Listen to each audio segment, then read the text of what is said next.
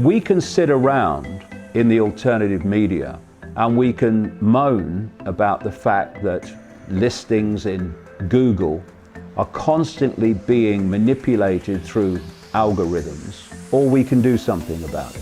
Hello, and tonight's headlines. The Iconic Media Group is a genuine alternative. I never fully switch off. It's almost like having the radio on in the background. What is the reaction to that from within the industry? Well, I hide a lot. Hello, welcome to Real Education with Lana. However, we want to grow this into being one of the biggest independent platforms, if not the biggest independent platform in the world. I brought in Max Egan to talk about it. Mr. Egan, no need for introductions, but I've done it anyway. Say hello to Iconic. And welcome to the very first episode of Amanda's Secret Chamber. I felt it, I know what pain feels like. It's horrible to suffer mentally because everything's here. It's just in here. This gives the strong impression that we know what we're talking about. I want to leave this world having made the biggest difference I can. A genuine alternative that will cast a light on subjects that the mainstream media, and to be fair, large swathes of the alternative media either can't or won't.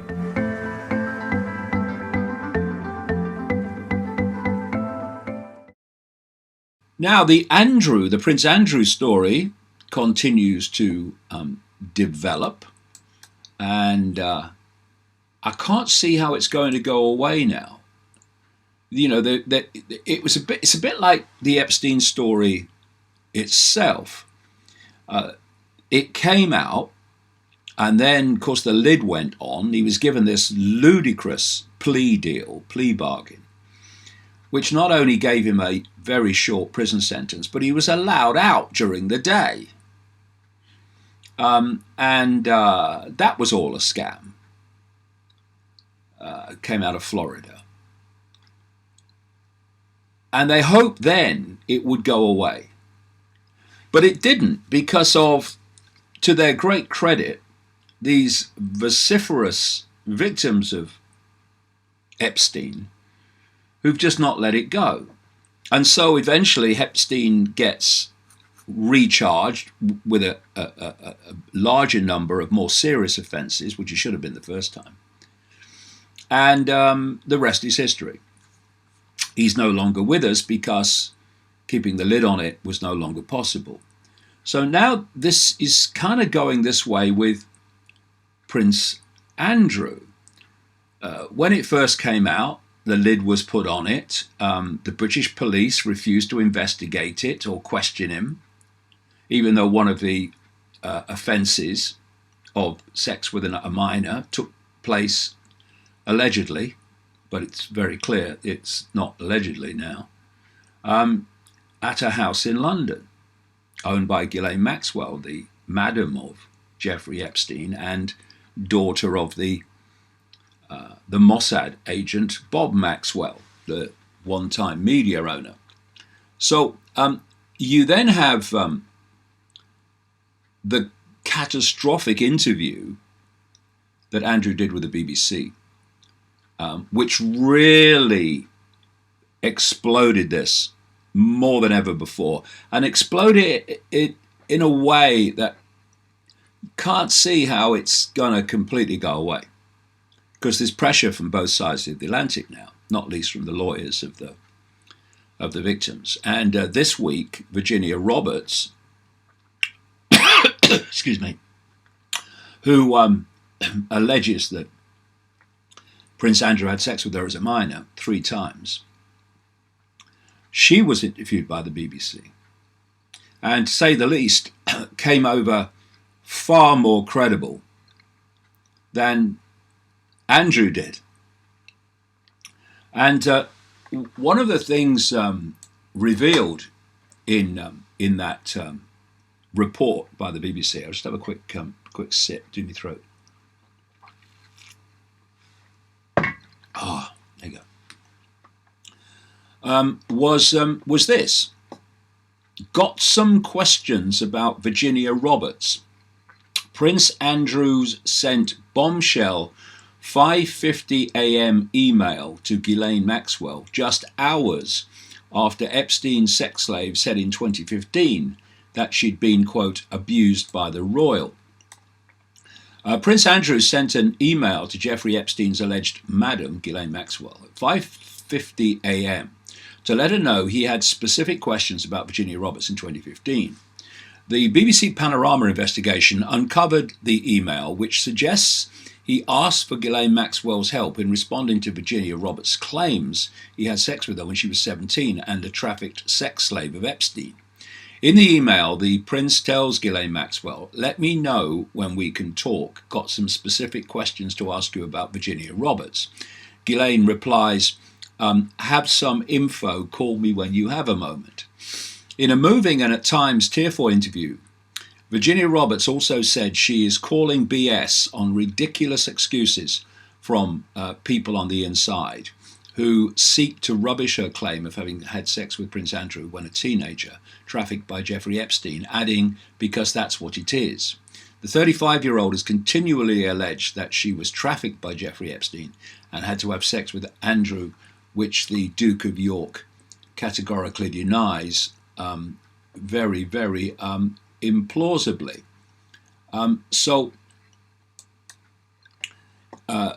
Another story relating to this, because in the Andrew interview, he made the most ridiculous excuses for why what is claimed couldn't have happened. That he couldn't sweat. He has some medical problem. He can't sweat.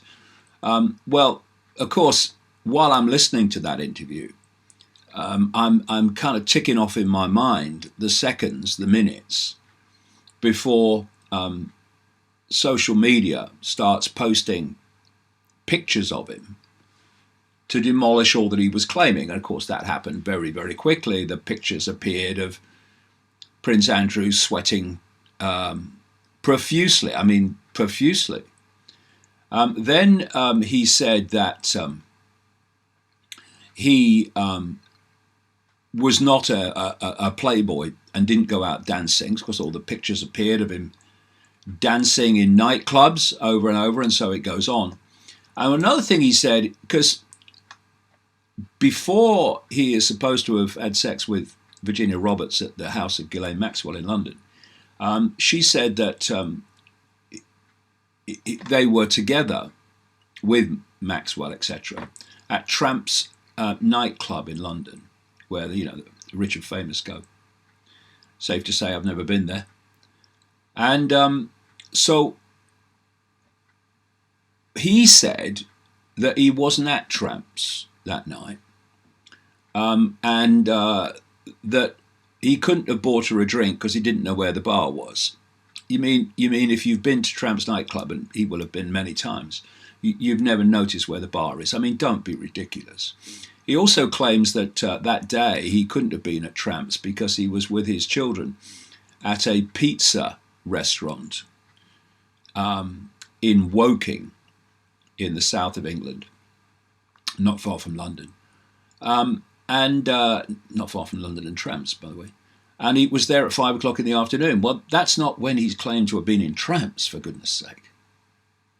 So now we've had, and it was always going to happen, revealed, bombshell witness who was, quote, feet away from Prince Andrew and Virginia Roberts on Tramp dance floor is a British woman from London.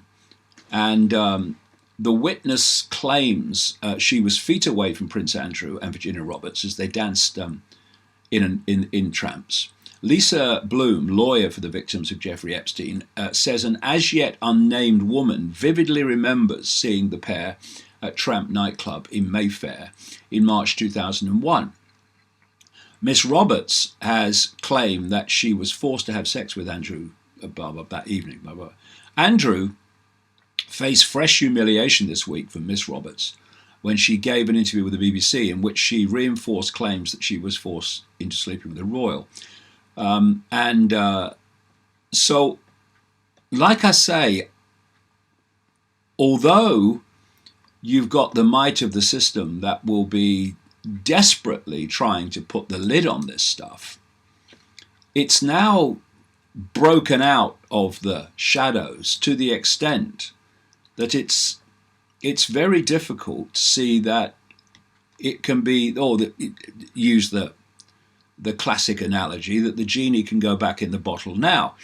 And we must keep on this because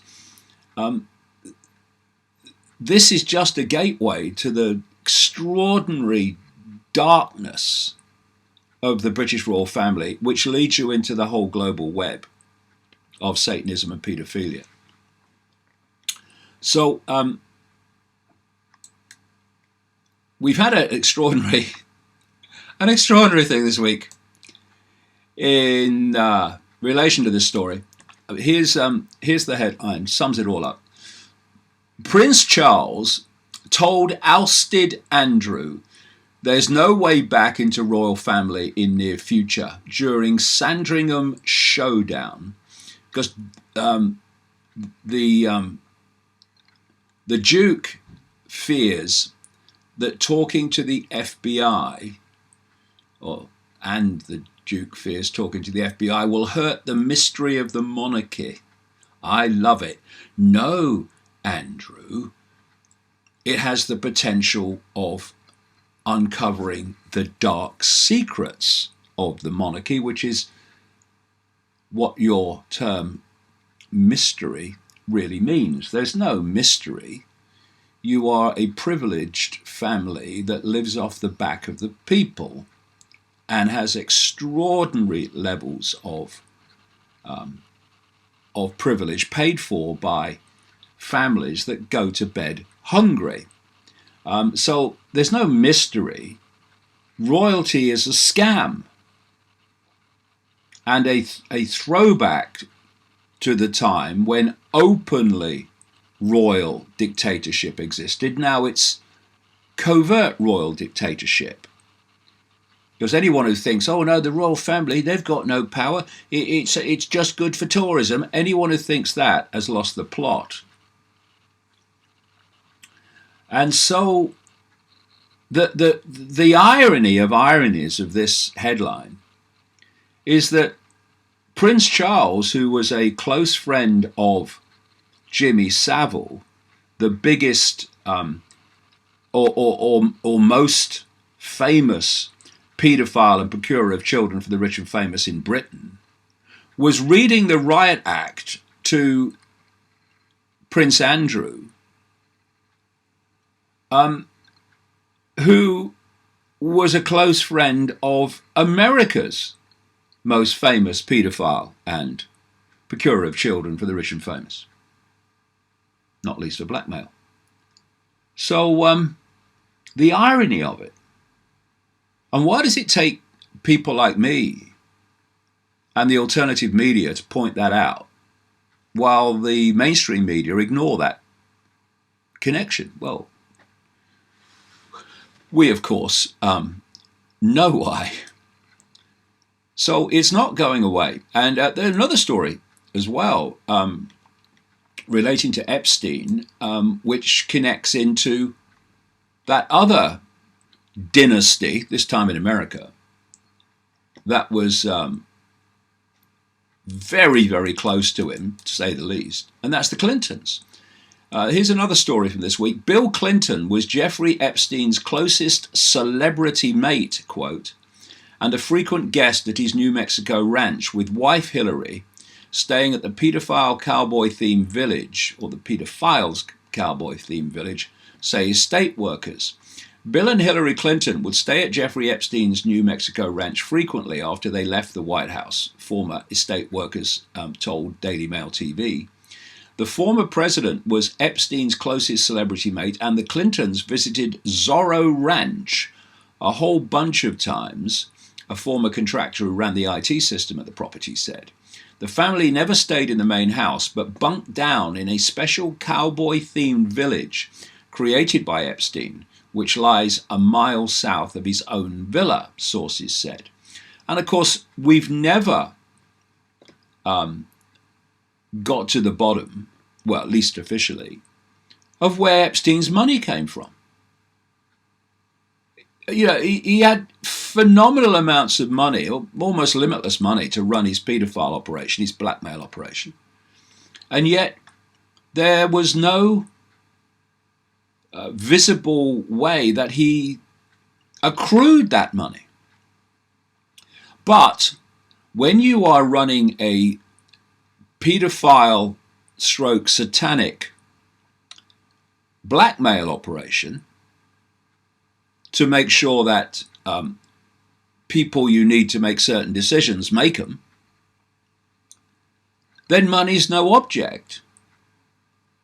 And he was running that on behalf of the Mossad Israeli intelligence agency and of the CIA. And as I've explained in the trigger, what connects those two agencies is a secret society death cult known as Sabbatean Frankism. And at the core, the deep state in America is controlled by Sabbatean Frankism, and so, of course, is Mossad. And that's the cement, if you like, the strands of the web that connect them. So they work as one unit. This is how they pulled off 9/11, as I expose at length in the trigger.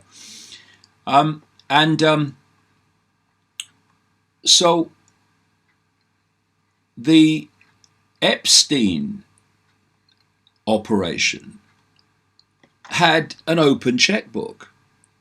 But that's how Sabbatean Frankis and Mossad work. See, Ghislaine Maxwell's father, Bob Maxwell, known as the bouncing Czech, because A, he came from Czechoslovakia, and B, he was a massive financial con man. He, at one point, owned the Daily Mirror, a major newspaper, daily national newspaper in Britain. And the former Mossad agent, Victor Ostrovsky, who wrote 2 books exposing Mossad. He talked about the fact that Bob Maxwell was a Mossad agent, gone into all that in the trigger, but also that it was Mossad money that bought the Daily Mirror, and that Maxwell was just a frontman for it. And that's exactly how it works. That's why I keep referring to these famous technocrat front people in Silicon Valley who are supposed to own this company or own that company. That's why I refer to them as frontmen and front women, because that's how it works. Anyway, the guest homes where the Clintons are said to have stayed at Epstein's ranch are next to other traditional Wild West style buildings, such as an old schoolhouse and saloon bar, which are all near Epstein's private airstrip, where he arrived on his private planes, carrying underage girls. Of course, that plane, which Clinton travelled on many times, Bill Clinton, that is.